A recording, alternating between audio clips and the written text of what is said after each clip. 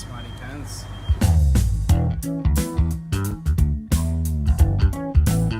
Hi everybody, my name is Yuri from The Magic Sauce, and on this channel we bring you tools, tricks, stories and techniques around innovation and creativity.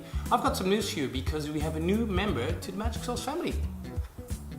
Look at this little guy. So the other day I was having coffee in the neighborhood and we found this little kitten sitting there, and it looked really desperate and helpless, and found out he was wounded on his lower back, as you can see here. So I went around looking for his mum, couldn't find any cats around, so I was like, oh, if I'm going to leave it, it's probably going to die or something else might attack it or something like that. So I'm like, okay, I've got a soft heart for animals. So I took it in, gave it a safe environment, put it in my bathroom because I got another cat. I wasn't sure how my other cat's going to respond to him. And gave it food and water, nice little blanket to sleep on. Took it to the vets, turns out that he was probably attacked, had some really nasty wounds on his back. And you know, kind of kept him there, and then nursed him over a few days. He was very weak before. Look at how cute he is. Look at this little guy. Yes, you. Hi. So he's full force again. He's very playful. You know, attacks my shoes, plays with anything that moves. Very curious little fella, and he's completely fearless. I call him Yoda. He's got the, look at those eyes, he's got the eyes of wisdom. There's wisdom in these little eyes, and he's got the attitude of Chuck Norris. So I'm already in love with this little guy. All right, I'm gonna put him back for a second so he can play and he can relax. And I'll tell you why I'm showing you this little furball.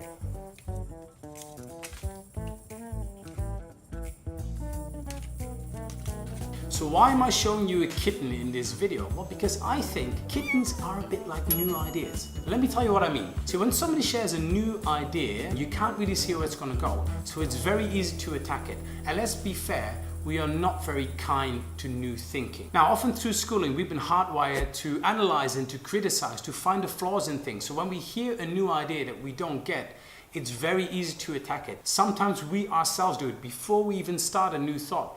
Hey, I'm thinking of a new career. I've got an idea for a business. In our mind, we go, I don't have the money for it. It won't work. Sometimes it's other people telling us that is a silly idea. Or somebody says, hey, we've tried that before. It didn't work then, so it won't work now. Sometimes not even what we say. It could be a scoff or a laugh or a sneer or a snicker. That's enough to kill an idea, because an idea in the beginning is still very, very weak and it can't fend for itself. We are professional killers of new ideas and new thinking. So I'd like to take a moment of silence to remember all the ideas that have been killed.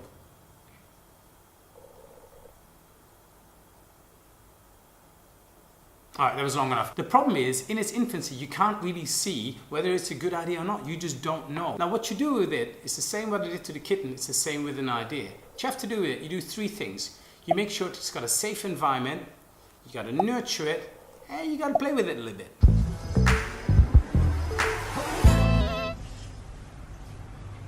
First of all, you need to give it a safe environment. Maybe it's a physical space that you say, like, this is a place where, you know, ideas can flourish. Find that friend who you know is going to build on your ideas. Maybe it's a time, we've said in previous sessions, maybe if you're working with other people, whether it's your own business, whether you're working in a bigger organization, there's a time to build and there's a time to criticize. You can't do them at the same time.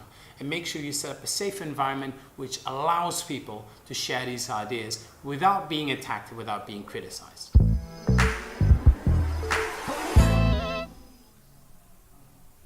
The second, you got to nurture it. So I told you, gave it some food, gave it some water.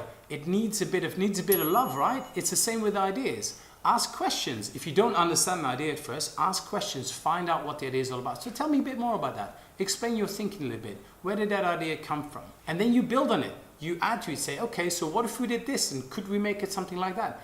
You're not committing to anything. You're just nurturing the idea.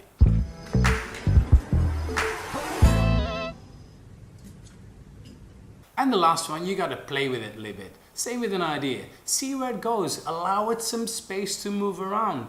See what it does. Does it have any potential? Play with it a bit and see what comes out. You will be surprised how some inklings of an idea with a lot of nurturing from yourself or from other people could turn into amazing ideas. And then when it's a bit older, it's a bit more robust, it can fend for itself, then it can take a bit of criticism and you can see whether that idea has potential or not. But at its infant stages, it's simply too weak and you can't tell. So stop killing kittens and stop killing ideas. So I want to hear from you. How do you nurture ideas? When you have a bit of an idea, what happens in your mind? What do you do with it? And how do you nurture it? That was all we wanted to say. Hit that subscribe button below, share, comment, or drop us a line at hello@themagicsauce.com. It's lovely seeing you here again. I'm gonna go back and play with Yoda and make sure my other cat doesn't get jealous. See you guys.